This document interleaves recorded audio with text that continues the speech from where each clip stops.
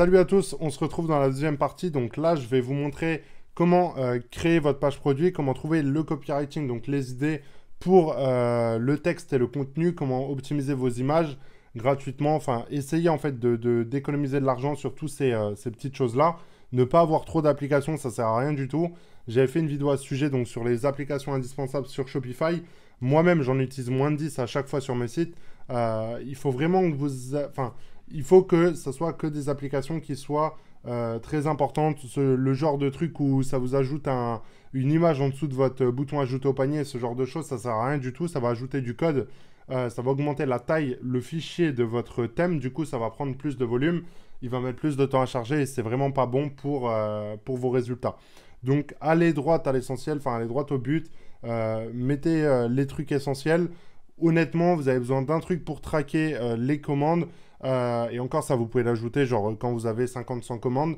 Un truc pour importer les produits, donc ça, il y en a plusieurs. Il y a Dropify, il y a Zers, il y en a plein qui permettent de faire ça. Essayez de voir celui qui vous parle le plus, celui qui est le moins cher et qui a le plus de fonctionnalités.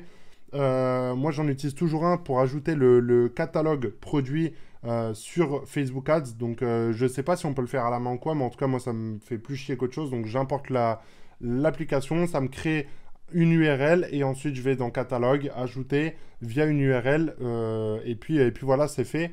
Ensuite, vous pouvez ajouter des applications comme Azameo, SMS Bump, ce genre de choses qui vont optimiser votre taux de conversion et optimiser vos ventes, mais honnêtement, c'est pas ce qui va vous faire réussir.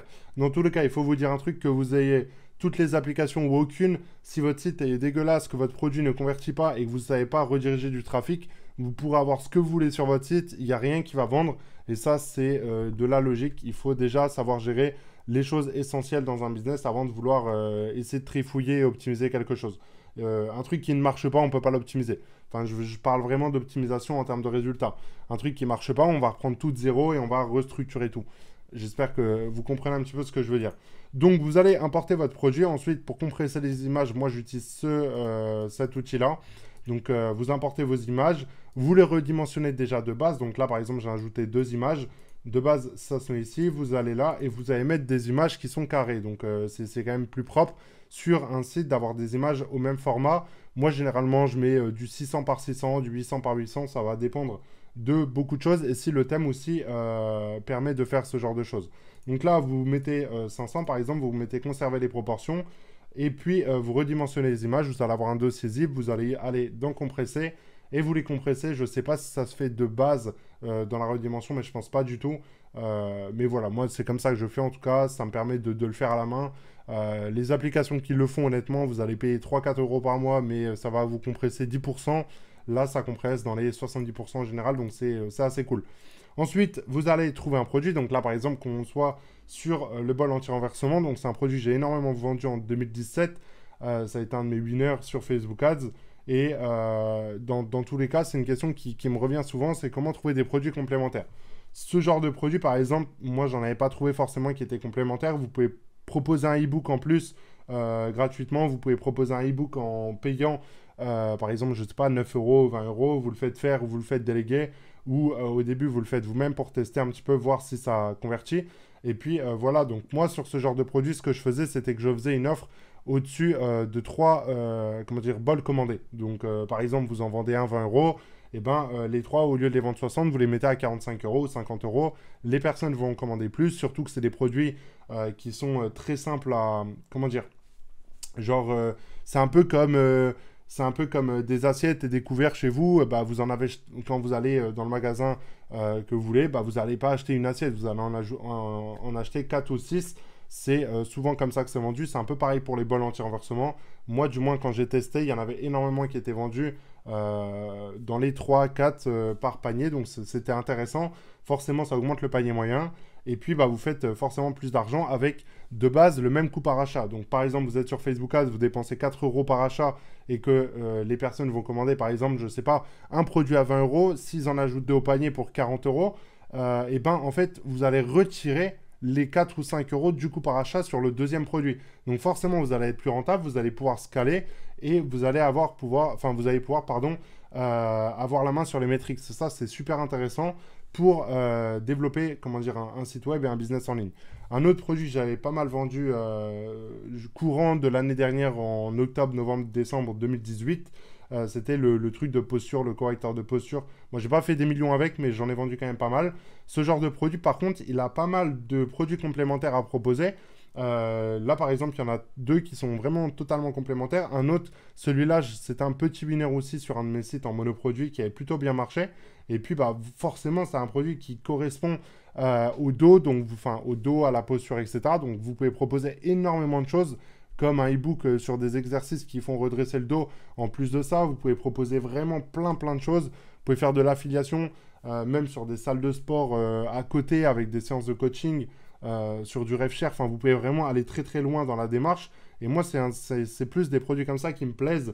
Vous allez rendre service à votre client en fait au final en vendant ce genre de produit. C'est super intéressant comment dire de le travailler comme ça, de comprendre ça comme ça plutôt que de vouloir vendre pour vendre. Il faut réellement avoir une stratégie avant de trouver un produit gagnant. Moi en fait, comme j'ai toujours dit, quand je commence à trouver un produit, c'est par une vidéo. Ensuite, j'essaye de trouver des produits complémentaires, trouver des produits qui se vendent en affiliation ou en produits digitaux pour augmenter encore une fois le panier moyen. Et c'est tout le temps comme ça que je fais. C'est vraiment les trucs qui vont vous faire débloquer des situations en e-commerce. Et puis voilà. Ensuite, pour le reste de la page produit, donc ça, c'est pas un truc que je vais vous montrer maintenant. Comme je vous l'ai dit, je vais faire le site web de mon côté. Je vais vous faire une petite formation gratos et je vais genre faire 3-4 vidéos pour vous expliquer un petit peu comment moi je fais sur les deux facteurs, donc Facebook Ads et Instagram. Ensuite, pour les Trust Badges, bah, c'est un truc aussi qui est intéressant. Moi, je me suis fait un petit dossier où je répertorie un petit peu tous les Trust Badges donc, qui sont, que je trouve cool. Par exemple, ce genre de truc, je le mettais dans le checkout sur Shopify. Ceux-là, c'est ceux que je mets en dessous des boutons ajouter au panier. Ça, je le mettais dans le footer. Celui-là en dessous du bouton ajouter au panier, donc c'est pareil. Il y en a plein comme ça que je trouvais assez cool. Je les ai enregistrés, je les ai mis dans un dossier. Comme ça, demain, je peux les ressortir et c'est toujours intéressant.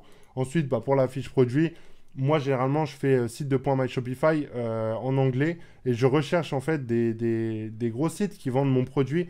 Ou alors, ce que vous faites, c'est que sur Google, vous allez aller mettre date récente et vous allez mettre, je sais pas, une semaine et vous allez un petit peu vous inspirer de ce que font les concurrents donc dans d'autres pays.